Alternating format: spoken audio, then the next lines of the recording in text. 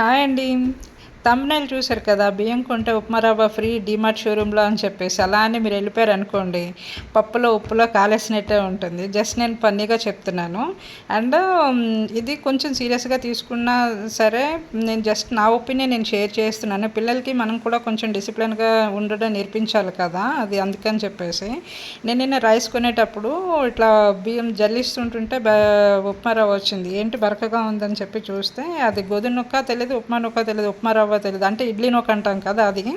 So ఏంటా అని చెప్పేసి జల్లించి చూస్తే ఉప్మా రవ్వ వచ్చిందనమాట.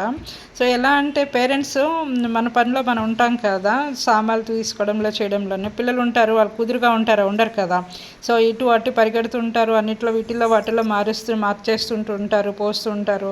అండ్ డిమార్ట్ షోరూమ్ వాళ్ళు కూడా దాంట్లో ఒక క్యాన్ పెడతారు చూసారా, మనం వేసుకోవడం గురించి అని చెప్పేసి. వాళ్ళకి ఏంటంటే అది బాగా ఆట వస్తువులా కనిపించి వీటిల్లో వాటిల్లో మారుస్తుంటూ ఉంటాం. అలా పోయిగా బియ్యం పక్కనే గోధుమ నూక కూడా వాళ్ళు పెడతారు. గోధుమ నూక, ఉప్మా నూక అండ్ ఇంకొకటి ఏదో ఎర్ర గోధుమ నూక ఉంటుంది చూసారు, అవి బియ్యం పక్కనే పెడతారు. సో పెట్టడం వల్ల వీళ్ళు వీటిలో కలపగా వచ్చిందే ఈ ఉప్మా రవ్వ. జస్ట్ నా ఒపీనియన్ అయితే నేను షేర్ చేసుకున్నాను. మీకు నచ్చిందా? నచ్చితే నాకు కామెంట్ చేయండి, లైక్ చేయండి. పిల్లల్ని కూడా మనం బయటకు తీసుకెళ్ళినప్పుడు కొంచెం ఇంటి దగ్గరే రిస్ట్రిక్షన్ పెట్టి పట్టుకెళ్ళామనుకోండి, వాళ్ళు కూడా డిసిప్లిన్ ఉంటుంది బాగాను అని నా ఒపీనియను.